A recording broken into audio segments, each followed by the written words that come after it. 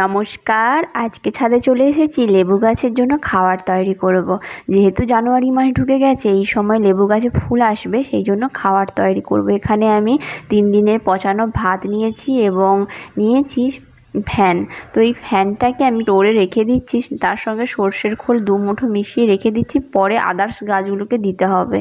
আর লেবু গাছের জন্য এখানে আমি খাবার তৈরি করছি। ওই যে 3 দিনের পচানো ভাতটা নিয়ে এসেছি, তার সঙ্গে সর্ষের খোল, শিংকুচি, বাদাম খোল সমস্ত কিছু মিশিয়ে আমি খাবারটা তৈরি করলাম। আর লেবু গাছে খাবার দেওয়ার আগে লেবু গাছের মাটিটা যেন শুকনো থাকে, তার সাইড বরাবর খাবারটা দিয়ে দিলাম এবং দিয়ে জল অবশ্যই দেবেন। আর একটা জানুয়ারি মাসে করতে হবে, বুস্টার 2টা স্প্রে করতে হবে, তবে কিন্তু ভালো ফল আসবে। তো আমি এখানে 1 লিটার জলে 1 ফোঁটা মিশিয়ে সন্ধ্যের টাইমে প্রতিটা দুটো গাছ আছে আমার, ওই দুটো গাছে স্প্রে করে দিচ্ছি আজকে। তবে আসি, দেখা হচ্ছে পরের ভিডিওতে। By friend.